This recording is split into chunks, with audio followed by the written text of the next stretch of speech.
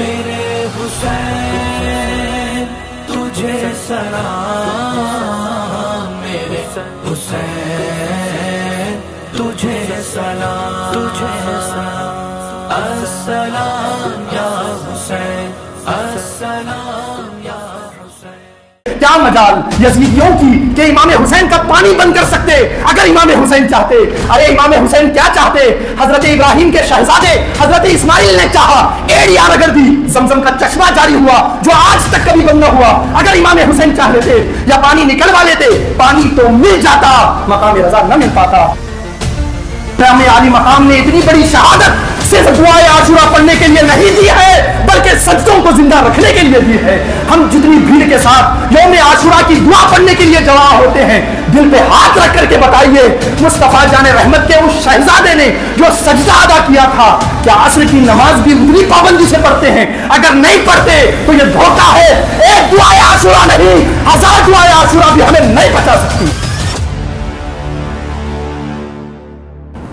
عرض کیا ہے آل رسول جب ہوئے مہمان کربلا، فردوس بن گیا تھا بیابان کربلا۔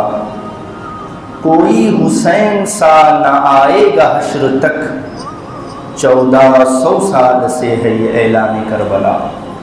تو مٹ گیا یزید حکومت بھی مٹ گئی، تو مٹ گیا یزید حکومت بھی مٹ گئی، میرا حسین اب بھی ہے سلطان کربلا، میرا حسین اب بھی ہے سلطان کربلا۔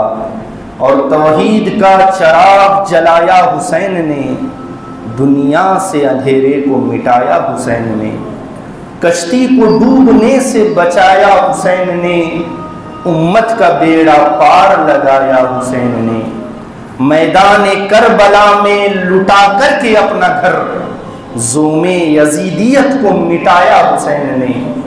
اور دنیا میں کیسے جیتے ہیں مردان حق سعید، دنیا میں کیسے جیتے ہیں مردان حق سعید، سر دے کے کربلا میں بتایا حسین نے۔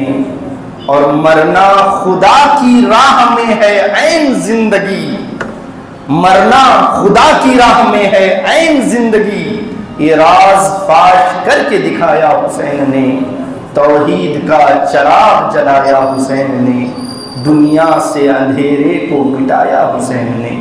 ایک بار اور عقیدت و محبت کے ساتھ نبی اور آل نبی کی بارگاہ میں درود پاک کا نذرانہ پیش کر لیں۔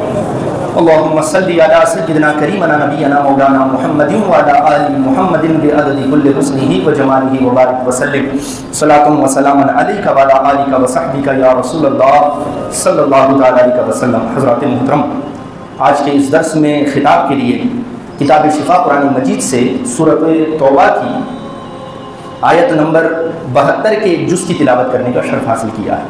سب سے پہلے اللہ رب العزت کی بارگاہ میں دعا کرتا ہوں کہ مولا کریم میرے دل میں حق پیدا فرمائے، زبان سے حکمت بھرے جملے ثابت فرمائے اور ان جملوں کو دلوں میں اترنے کی تاثیر عطا فرمائے۔ آمین آمین یا رب العالمین بجاہ سید المرسلین۔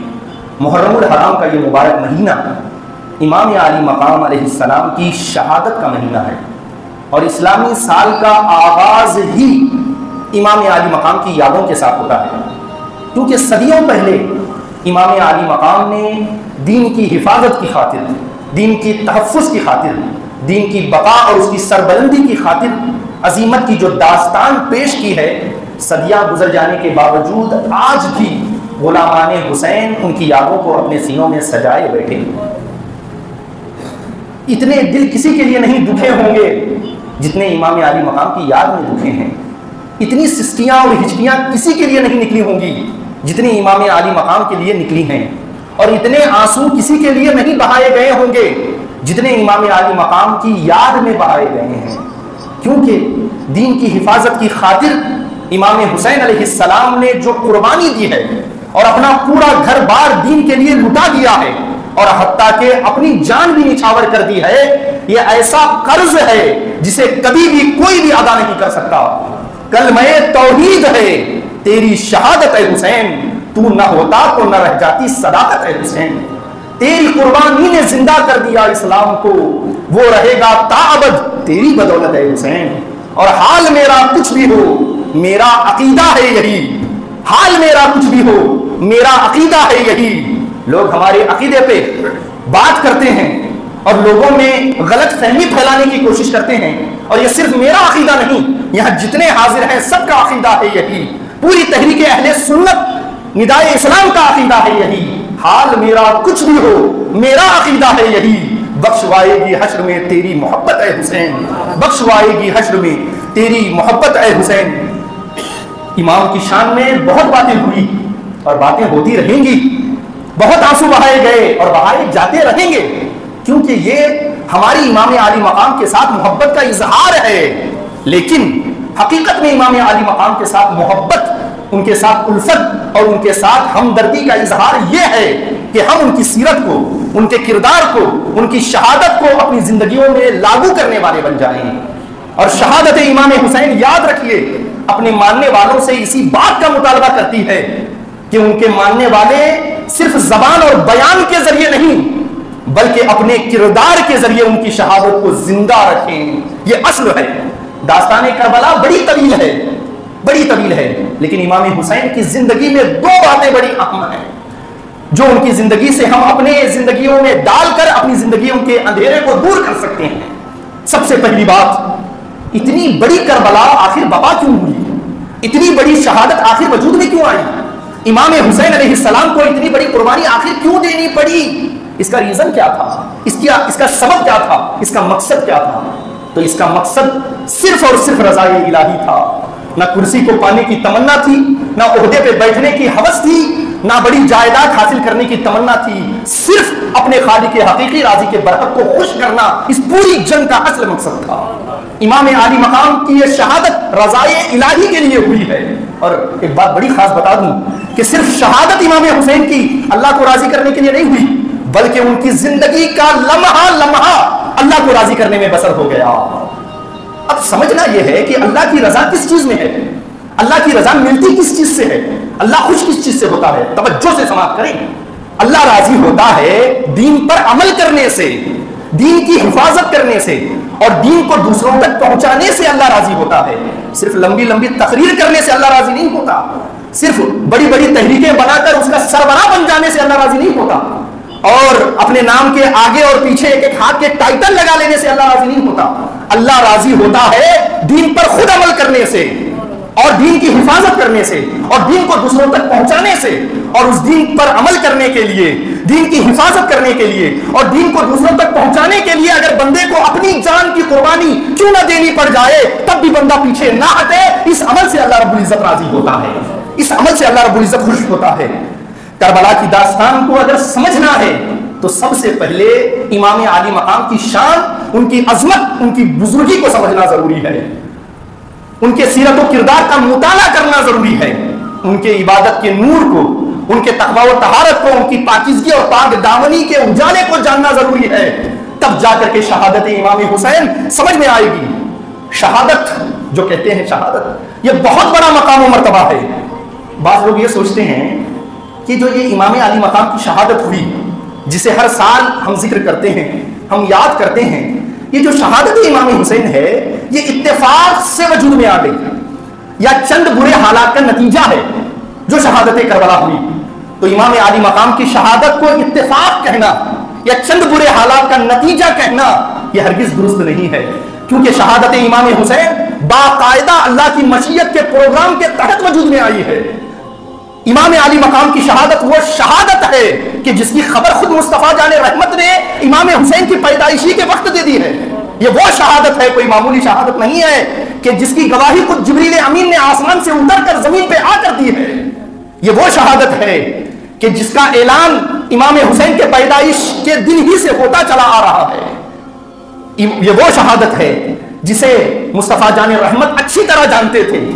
حضرت ام فضل رضی اللہ تعالیٰ عنہ روایت کرتی ہیں، فرماتی ہیں دخلت علی رسول اللہ صلی اللہ علیہ وسلم، جب امام حسین کی ولادت ہوئی، پیدائش ہوئی، میں لے کر حضور کی خدمت میں حاضر ہوئی۔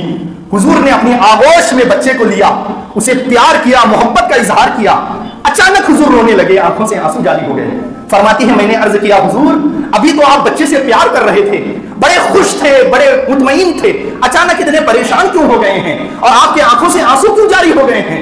تو حضور نے فرمایا کہ ابھی ابھی جبریل امین آئے تھے اور انہوں نے آ کر مجھے خبر دی ہے کہ آپ کے اس بیٹے کو آپ کے بعد آپ کی امت بڑی بے دردی کے ساتھ شہید کر دے گی۔ یہ کب خبر دی جا رہی ہے؟ جب حضور ابھی پیدا ہوئے ہیں، حضرت امام حسین رضی اللہ تعالیٰ عنہ، تب یہ خبر دی جا رہی ہے۔ پھر اور ایک روایت میں آتا ہے، ام سلمہ رضی اللہ تعالیٰ عنہ روایت کرتی ہیں، فرماتی ہیں حضرت حسن اور حسین رضی اللہ تعالیٰ عنہما دونوں میرے گھر میں کھیل رہے تھے کہ یکایک جبریل امین حضور کی خدمت میں حاضر ہوئے اور عرض کیا، حضور آپ کا یہ بیٹا جو کھیل رہا ہے، آپ کے بعد آپ کی امت بڑی بے دردی سے اس کو شہید کر دے گی۔ اور ان کا اشارہ حضرت حسین علیہ السلام کی طرف تھا۔ پھر اس کے بعد جبریل علیہ السلام نے مٹی دی حضور کے ہاتھوں میں اور فرمایا یہ وہ مٹی ہے جہاں آپ کا شہزادہ شہید ہوگا۔ حضور نے اس مٹی کو اپنے قریب کیا اور اس کو سونگا تو فرمایا بے شک اس مٹی سے بڑی رنج اور بلا کی بو آ رہی ہے۔ اس کے بعد ام سلمہ فرماتی ہیں حضور نے مجھے بلایا اور فرمایا یا ام سلمہ اذا تحولت هذه تربة دما فعلني ان ابني هذا قد قتل، کہ اے ام سلمہ اس مٹی کو بہت سنبھال کر رکھنا اور دیکھتے رہنا، جب اس مٹی کا رنگ بدل جائے تو سمجھ لینا میرے بیٹے حسین کو شہید کر دیا گیا ہے۔ تو ان ساری روایتوں سے ایسی اور بھی بہت سی روایتیں ہیں جن سے یہ بات 2 جمع 2 4 کی طرح واضح ہو جاتی ہے کہ امام عالی مقام کی شہادت اتفاق سے ہونے والی شہادت نہیں تھی، بلکہ یہ اللہ کی جانب سے طے شدہ حقیقت تھی جسے حضور بھی جانتے تھے، مولا علی بھی جانتے تھے، خاتون جنت بھی جانتی تھی، سارے صحابہ جانتے تھے اور خود امام حسین بھی اس شہادت کے بارے میں جانتے تھے۔ اب ایک سوال پیدا ہوتا ہے، جب سارے لوگ جانتے تھے، سارے صحابہ جانتے تھے، پورا خاندان اہل بیت جانتا تھا، تو کسی نے حضور سے دعا کیوں نہیں کرائی کہ حضور دعا کر دیجئے کہ یہ کربلا بپا ہونے سے پہلے رک جائے، حضور دعا کر دیجئے تاکہ یہ معرکہ کربلا پیش نہ آئے؟ کسی نے دعا کیوں نہیں کرائی؟ آپ تاریخ اٹھا کر دیکھیے، نہ ماں باپ نے دعا کی، نہ خود امام حسین علیہ السلام نے دعا کی، اور نہ خود حضور نے اللہ سے دعا کی کہ مولا میرے بچے سے اس شہادت کو روک لے، میرے بچے کو اس امتحان میں نہ ڈال۔ کبھی حضور نے یہ دعا نہیں فرمائی۔ ذرا اندازہ کریں اگر حضور کے ہاتھ اٹھ جاتے تو کیا ہوتا؟ جن کے وسیلے کا سہارا لے کر ہم دعا کرتے ہیں تو اللہ ہماری دعائیں رد نہیں کرتا، تو اگر خود حضور دعا کر دیتے تو کیا اللہ تقدیر بدل نہیں دیتا؟ اور جو رب صرف محبوب کے دل میں خیال پیدا ہونے سے اپنا قبلہ بدل سکتا ہے، کیا وہ اپنے مصطفیٰ کے زبان کے ہلنے پر اور ہاتھ کے اڑ جانے پر امام حسین کی تقدیر کو نہیں بدل سکتا تھا؟ بالکل بدل سکتا تھا، لیکن امام حسین کے لیے کبھی بھی حضور کے ہاتھ نہیں اٹھے کہ مولا میرے حسین کو اس امتحان سے بچا لے۔ جب بھی حضور کے ہاتھ اٹھے بس انہی دعا کے ساتھ اٹھے، اللہم آت الحسین صبرا و اجرا، اے میرے مولا میرے حسین کو صبر و استقامت عطا فرما اور اسے اس صبر پر اجر عظیم عطا فرما۔ تو حضور کیسے یہ سوچ سکتے تھے کہ میرا بیٹا امتحان سے بچ جائے؟ وہ تو بچپن ہی سے تیار کر رہے تھے کہ میرا بیٹا یہ امتحان میں کامیاب ہو جائے۔ توجہ چاہوں گا، جب ایک استاد کسی شاگرد کو تیار کرتا ہے، شاگرد کو پڑھاتا ہے، لکھاتا ہے، قابل بناتا ہے، تو کبھی کوئی استاد یہ نہیں سوچتا کہ میرا یہ شاگرد امتحان سے بچ جائے، بغیر امتحان کے کامیاب ہو جائے۔ کبھی استاد یہ نہیں سوچتا، بلکہ وہ تو انتظار کرتا رہتا ہے کہ کس دن امتحان کی گھڑی آئے گی اور میرا یہ شاگرد اپنا ہنر دکھائے گا دنیا کو اور لوگ یہ کہنے پہ مجبور ہو جائیں گے واقعی کسی استاد نے اس شاگرد کو بنایا ہے۔ بالکل اسی طرح حضور نے کبھی دعا نہیں فرمائی کہ مولا میرے بچے کو بچا لے، بلکہ ہمیشہ اللہ سے یہ دعا کرتے رہے کہ مولا میرے بچے کو استقامت عطا فرما، میرے بچے کو یہ طاقت عطا فرما کہ جب میرا بچہ بڑا ہو کر کربلا میں جائے، توجہ چاہوں گا، 3 دن کا بھوکا پیاسا ہو، اس کے باوجود ایک بار بھی اس کی زبان سے تیری شکایت نہ آئے۔ جب دنیا یہ منظر دیکھے تو یہ کہنے پر مجبور ہو جائے کہ واقعی مصطفیٰ جان رحمت کی زبان کو اس شہزادے نے چوسا ہے۔ جب میرا شہزادہ 3 دن کا بھوکا پیاسا ہو، اس کے باوجود دشمنوں پر حملہ کرے تو دشمن یہ کہنے پہ مجبور ہو جائے کہ واقعی اس شہزادے کے رگوں میں علی شیر خدا کا خون دوڑ رہا ہے۔ جب میرے شہزادے کی ذوالفقار حیدری دشمنوں پر برسے تو آسمان سے بھی یہ صدا آئے کہ شاہ مردہ شیر یزدہ قوت پروردگار لا فتح الا علی لا سیف الا ذوالفقار۔ تو امام عالی مقام کی شہادت اتفاق سے اچانک سے ہونے والی شہادت نہیں ہے، اور شہادت اتنا بڑا مقام و مرتبہ ہے، اتنا بڑا رتبہ ہے کہ جس کی بڑے بڑے انبیاء نے خواہش کی ہے، جس کی بڑے بڑے انبیاء نے اللہ سے دعا کی ہے کہ مولا ہمیں شہادت کا موقع عطا فرما۔ یاد رکھیں 2 چیزیں ہیں، ایک چیز ہے شہادت، ایک چیز ہے عبادت۔ سن رہے ہیں نا توجہ سے؟ ایک ہے شہادت، ایک ہے عبادت۔ دونوں میں فرق آپ کو سمجھا رہا ہوں کہ شہادت کیا ہے اور عبادت کیا ہے۔ عبادت یہ ہے کہ بندہ عبادت کرتے کرتے کرتے کرتے کمال پر پہنچتا ہے، تب اللہ پردہ ہٹا کر اپنا جلوہ کراتا ہے۔ تو عبادت یہ ہے کہ بندہ محنت کر کے ایڑیاں رگڑ رگڑ کے عبادت کر کر کے، وہ بھی خلوص کے ساتھ، جب وہ عبادت کے کمال پر پہنچتا ہے تب اللہ پردہ ہٹا کر اسے اپنا جلوہ کراتا ہے۔ تو عبادت انتہا ہے، عبادت کی انتہا ہے اللہ کا دیدار، مگر قربان جائیے شہادت کی ابتدا ہے اللہ کا دیدار۔ حضور ارشاد فرماتے ہیں جب کوئی بندہ مومن اللہ کی راہ میں جان دیتا ہے، اس کی روح اس کے جسم سے نکلنے سے پہلے پہلے اللہ پردہ ہٹاتا ہے اور اپنا جلوہ کرا دیتا ہے۔ کسی نے کیا خوب کہا، عبادت ہے شجر، درخت، عبادت ہے شجر اور شہادت ہے ثمر اس کا، عبادت ہے دعا اور شہادت ہے اثر اس کا، عبادت بے سکون بے چین دل کو چین دیتی ہے اور شہادت چین لے کر عظمت دارین دیتی ہے، اور عبادت ہے محبت میں فنا ہونا اور شہادت ہے فنا ہو کر بقا ہونا۔ تو امام عالی مقام کی یہ شہادت اتفاق سے ہونے والی شہادت نہیں تھی، بلکہ یہ تو باقاعدہ خبر دی جا رہی تھی۔ کبھی حضور صحابہ کے درمیان بیٹھے ہیں اور خبر لے کر فرشتہ آ گیا کہ حضور اسے شہید، آپ کے اس بیٹے کو شہید کیا جانے والا ہے۔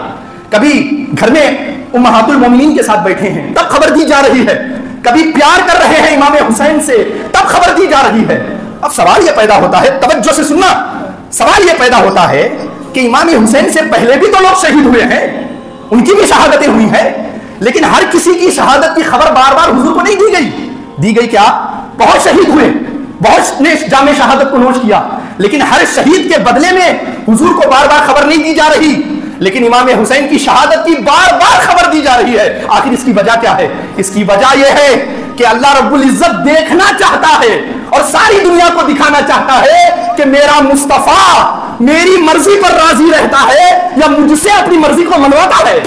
جب میں خبر دیتا ہوں کہ آپ کے حسین کو شہید کیا جائے گا تو میرے اس مرضی پر وہ راضی رہتا ہے یا پھر مجھ سے اپنی مرضی کو منواتا ہے، اسی لیے بار بار خبر دی جا رہی ہے۔ اور ذرا اندازہ کریں کیسی خبر دی جا رہی ہے، جگر کے ایک ایک ٹکڑے کے شہید ہونے کی خبر دی جا رہی ہے، پھول سے نازک جسموں پر گھوڑوں سے رودے جانے کی خبر دی جا رہی ہے، 6 مہینے کے علی اصغر کے گلے سے تیر کے نکل جانے کی خبر دی جا رہی ہے، اور یہ خبر ایسی خبریں ہیں کہ پتھر دل بھی اگر سنے تو وہ بھی پانی پانی ہو جائے، اور یہ خبریں ان کو دی جا رہی ہیں جن کا دل ایسا دل ہے کہ جس کی طرح نرم کوئی دل کائنات میں نہیں ہے، جن کو اللہ نے رحمت للعالمین بنا کر بھیجا ہے، ان کو یہ خبر دی جا رہی ہے جو اپنے دل کے بارے میں خود فرماتے ہیں لو تدخلوا شوقۃ فی رجل احدکم لوجدت علمها۔ توجہ سے ترجمہ سننا اور ان کانوں سے نہیں دل کے کانوں سے سننا۔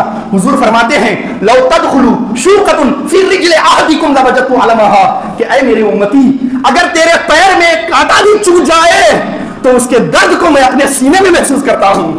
اللہ اکبر، ذرا اندازہ کریں، امتی کے پیر میں کانٹا چبھے تو اس کا درد حضور کو محسوس ہوتا ہے، اور جب جگر کے ایک ایک ٹکڑے کے کٹنے کی خبر اللہ نے دی ہوگی تب مصطفیٰ جان رحمت کے دل کا کیا حال ہوا ہوگا، تب مصطفیٰ جان رحمت کو کتنی تکلیف ہوئی ہوگی جب 72 زخموں کے لگنے کے بارے میں مصطفیٰ جان رحمت کو خبر دی ہوگی۔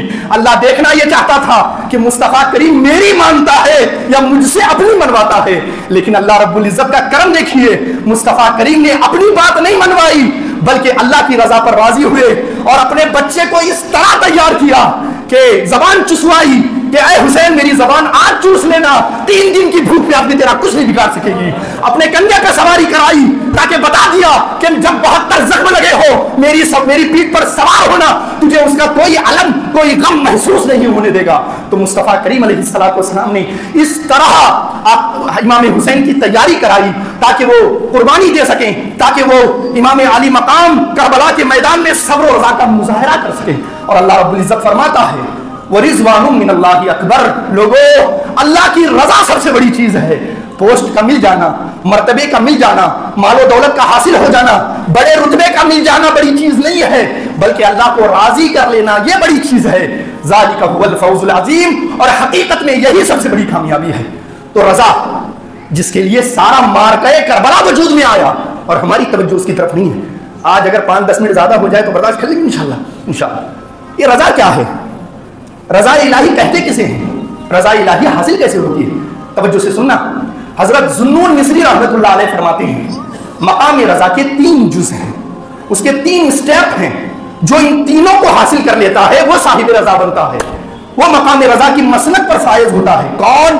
ہر نہیں، بلکہ جو ان تینوں مقاموں کو پورا کر لیتا ہے وہ کامیاب ہوتا ہے۔ وہ 3 سٹیپ کیا ہیں؟ توجہ سے سننا۔ پہلے فرماتے ہیں ترک الاختیار قبل القضاء۔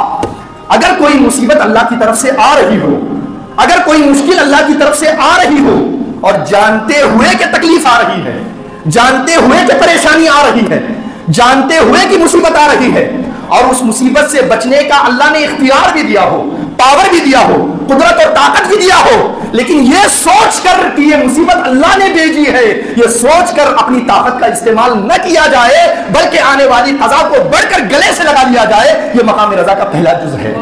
یہ مقام رضا کا پہلا جز ہے۔ دوسرا جز مقام رضا کا سور القلب بمزل خزا۔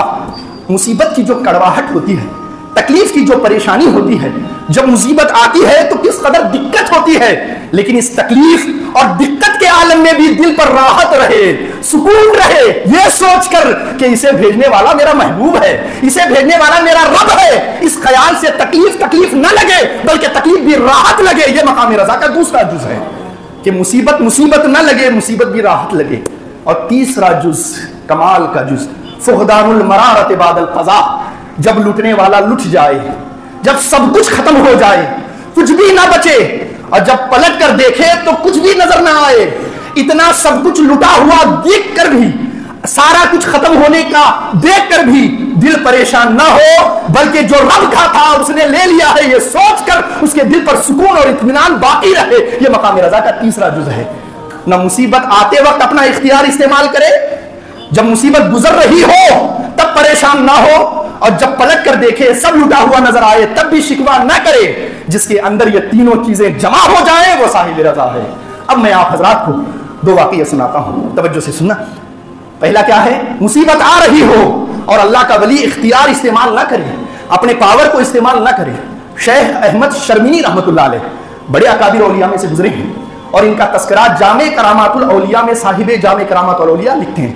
فرماتے ہیں شیخ احمد شرمینی کو اللہ رب العزت نے بڑے زمانے کے بعد ایک بیٹا دیا۔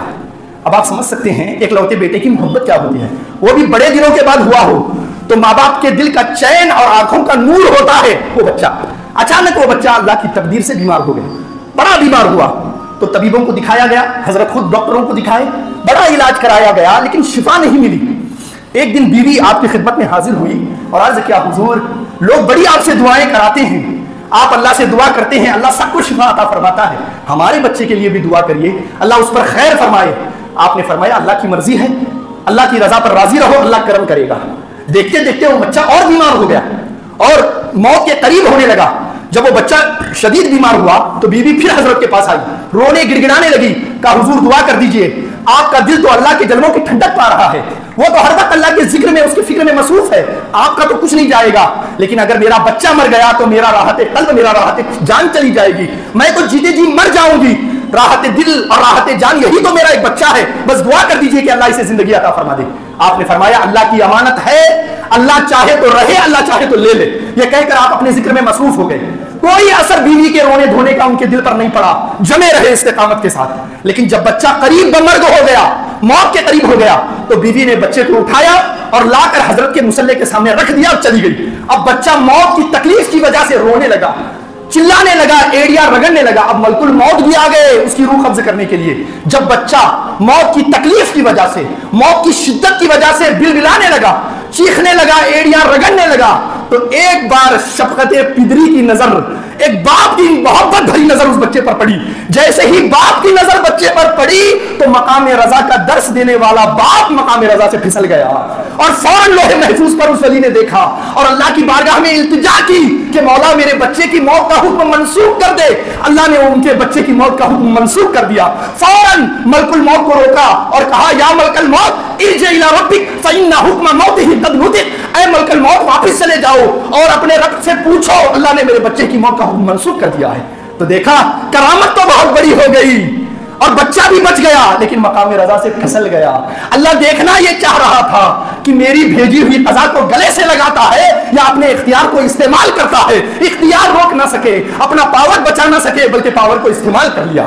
تو یہ پہلا جز ہوا، پہلا واقعہ ہوا۔ اب دوسرا واقعہ، شاہ محمد غوث گوالیاری رحمۃ اللہ علیہ بڑے بزرگوں میں سے گزرے ہیں، بڑے اللہ کے ولی تھے، مستجاب الدعوات اللہ کے ولی تھے۔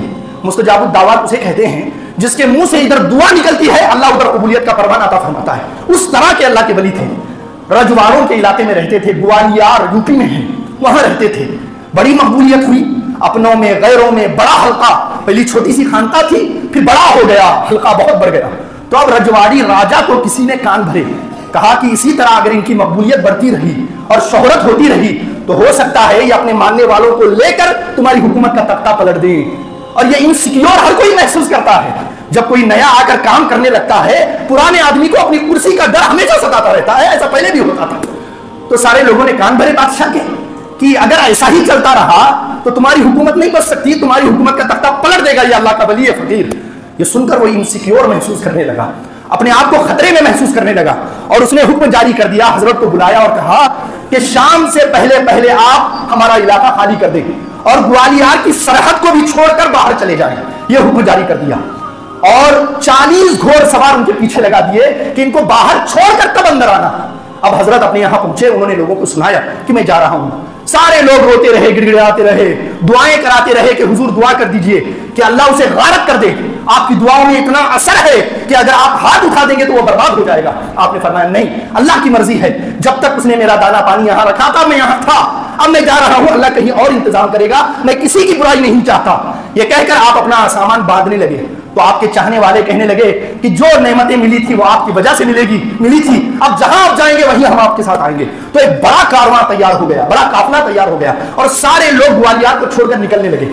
جب گوالیار کی سرحد کے قریب پہنچے تو جو فوجی تھے اور جو گھوڑ سوار تھے ان کی نیت بدل گئی. انہوں نے سوچا کہ پہلے ہی راجا ان سے ناراض ہے, اگر ہم لوٹ لیتے ہیں, ان کے پاس بڑی مال و دولت, بڑا سونا ہے, اگر ہم لوٹ لیتے ہیں تو کون پوچھنے والا ہے, کون پوچھنے والا ہے. یہ سوچ کر ان گھوڑ سواروں نے قافلے پہ حملہ کر دیا اور لوٹنا شروع کیا. سارے لوگ حضور کے پاس آئے, حضرت کے پاس آئے, شاہ محمد غوث گوالیاری رحمت اللہ علیہ کے پاس, اور رونے لگے, حضور دعا کر دیں, دیکھیے ہمارا قافلہ لوٹ رہا ہے, ہمارا مال لوٹا جا رہا ہے, آپ دعا کر دیں کہ اللہ انہیں برباد کر دے. آپ نے فرمایا صبر کرو, جو اللہ نے دیا تھا وہ آگے بھی دے گا, جو پہلے دیا تھا وہ بعد میں بھی ملے گا, صبر کرو, اللہ کی رضا پہ راضی رہو. یہ کہتے رہے, وہ لوٹ مچاتے رہے. اب حضرت کے گھوڑے پر آپ کی ایک چھوٹی سی نواسی بیٹھی ہوئی تھی جس کے کانوں میں سونے کی بالیاں تھی.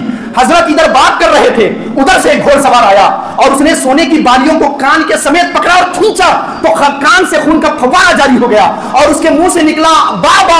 اتنا کہنا تھا, حضرت کی توجہ نواسی پہ پڑی اور اس کے کانوں سے خون کا بہتا ہوا فوارہ دیکھا. ابھی تک جو مقام رضا کا درس دے رہے تھے, سب کو مقام رضا سمجھا رہے تھے, ان کے ہاتھوں میں ایک لاٹھی تھی, اسے ہوا میں لہرایا تو 40 گھوڑ سواروں کے سر ان کے تن سے جدا ہو کے زمین پہ گر گئے. تو دیکھیے ایک اللہ کا ولی جب اپنے پاور کا اختیار اور اس کا استعمال کر رہا ہے تو 40 گھوڑ سواروں کے سر تلوار سے نہیں ایک لاٹھی سے کٹ کر زمین پہ گر رہے ہیں. اب ان دونوں واقعوں کو اپنے سامنے رکھیں اور کربلا کے میدان میں امام عالی مقام کو رکھیں. شیخ احمد شرمینی صرف ایک اللہ کے ولی تھے.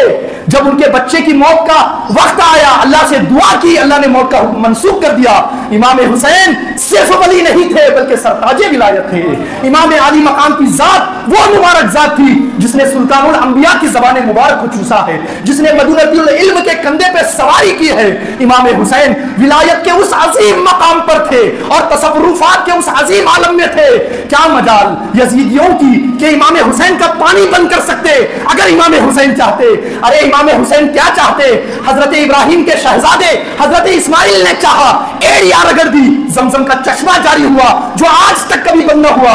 اگر امام حسین چاہ لیتے, میں تو کہتا ہوں امام حسین کیا چاہتے, اگر علی اصغر چاہ لیتے تو اتنے زمزم کے اور اتنے پانی کے چشمے نکلتے جو قیامت تک کبھی بند نہ ہوتے. لیکن اگر اس دن پانی برسا لیتے یا پانی نکلوا لیتے, پانی تو مل جاتا, مقام رضا نہ مل پاتا. اس دن کرامت تو ہو جاتی اور آپ کی کرامت کی لسٹ میں اور کرامتیں ایڈ ہو جاتی, لیکن صبر و رضا کا جو مظاہرہ آپ نے کیا ہے وہ کبھی امت کو نہ مل پاتا. امام عالی مقام نے اپنی زندگی سے, اپنے کربلا کے سفر سے, اپنی شہادت سے امت کو ایک پیغام دیا ہے جان جاتی ہے تو چلی جائے لیکن اللہ کے دین پر آنچ نہیں آنی چاہیے، دین پر عمل کرنے سے بندہ پیچھے نہیں ہونا چاہیے۔ امام عالی مقام کی شہادت سے یہ پیغام ملتا ہے، اپنے لیے تو ہر کوئی جیتا ہے لیکن اللہ کا شیر وہ ہوتا ہے جو امت کے لیے جیتا ہے، امت کو سربلند کرتا ہے۔ اس لیے اپنے فائدے سے زیادہ امت کے فائدے کو سامنے رکھیے، اپنے خیال سے زیادہ امت مسلمہ کا خیال رکھیے۔ یہ بتاتے بتاتے امام حسین شہید ہو گئے، امام حسین شہید ہوئے لیکن ان کا مشن شہید نہیں ہوا، ان کی ذات کٹ گئی لیکن ان کا علم، ان کا مشن، ان کی تحریک آج بھی زندہ ہے۔ اسی وقت جب وہ شہید ہو گئے، قاتلان حسین نے حملہ کر دیا خیموں کو جلا دیا گیا۔ اب وہ پرنور خواتین کہ جن کے سائے کو بھی کبھی سورج نے نہ دیکھا ہو وہ بے پردہ آ کر باہر بیٹھی ہوئی ہیں، ان کی شہزادیاں باہر بیٹھی ہیں۔ راوی روایت کرتا ہے قیامت کا دن ہوگا جب خاتون جنت کی سواری آ رہی ہوگی، اعلان کرنے والا اعلان کرے گا کہ یا اہل محشر اپنی نگاہیں جھکا لو اس لیے کہ تاجدار انبیاء کی شہزادی آ رہی ہیں۔ ذرا اندازہ کریں جن کی ماں کا یہ عالم ہے ان کی شہزادیوں کو بے پردہ بیٹھایا گیا ہے۔ اب ایک شخص آتا ہے پانی کا مشکیزہ لے کر، پانی لے کر سیدہ کائنات اور سیدہ کائنات کی لخت جگر حضرت زینب کے پاس آتا ہے اور پانی دیتا ہے، کہتا ہے پانی پی لو۔ آپ نے پانی کو سرکا دیا، کہا ہمیں اس پانی کی کوئی ضرورت نہیں۔ اس نے پھر اصرار کیا، کہا کم سے کم اپنے بچوں کو تو پلا لیں۔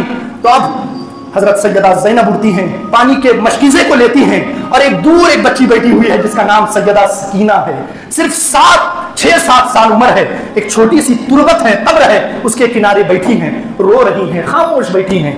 پانی لے جاتی ہیں، ان کے پاس پیش کرتی ہیں اور کہتی ہیں بیٹی پانی پی لو۔ سیدہ سکینہ نے فرمایا بی بی میں پانی نہیں پیتی، پھوپھی میں پانی نہیں پیتی۔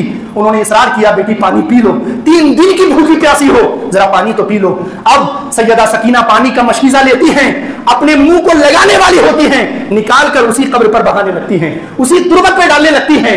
سیدہ زینب فرماتی ہیں بیٹی یہ کیا کر رہی ہو، تمہیں پیاس لگی ہے، یہ پانی کیوں پھینک رہی ہو؟ اب ذرا جواب سننا، اور میں کہتا ہوں ان کانوں سے نہیں دل کے کانوں سے سننا۔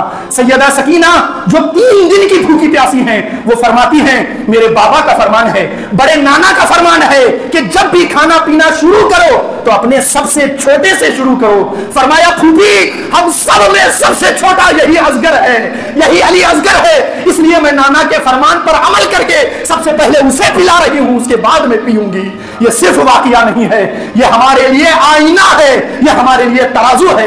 ہم اور آپ بھی روزہ رکھتے ہیں، صبح سحری میں گلے تک کھاتے ہیں، شام میں گلے تک کھانے کی تیاری ہوتی ہے، کربلا کے میدان میں وقت نہیں گزارتے، ایسی مسجدوں میں نماز پڑھ رہے ہوتے ہیں، لیکن جب افطاری کا وقت آتا ہے اور مؤذن اذان کہتا ہے نہ بڑوں کا خیال آتا ہے نہ بچوں کا احساس ہوتا ہے، خود کھانے لگتے ہیں۔ لیکن یہ کیسا مبارک گھرانہ تھا کہ 3 دن کی بھوک پیاس بھی انہیں مصطفیٰ جان رحمت کی سنت سے دور نہیں کر سکتی تھی۔ یہ ہمارے لیے پیغام ہے، یہ ہمارے لیے ایک احساس ہے۔ امام عالی مقام نے اتنی بڑی شہادت صرف دعائے عاشورہ پڑھنے کے لیے نہیں دی ہے بلکہ سجدوں کو زندہ رکھنے کے لیے دی ہے۔ ہم جتنی بھیڑ کے ساتھ یوم عاشورہ کی دعا پڑھنے کے لیے جمع ہوتے ہیں، دل پہ ہاتھ رکھ کر کے بتائیے مصطفیٰ جان رحمت کے اس شہزادے نے جو سجدہ ادا کیا تھا کیا عصر کی نماز بھی اتنی پابندی سے پڑھتے ہیں؟ اگر نہیں پڑھتے تو یہ دھوکہ ہے، ایک دعائے عاشورہ نہیں 1000 دعائے عاشورہ بھی ہمیں نہیں بچا سکتی۔ وما علینا الا البلاغ۔ جو حضرات سنت نہیں پڑھیں کھڑے ہو کے سنتیں پڑھ لیں۔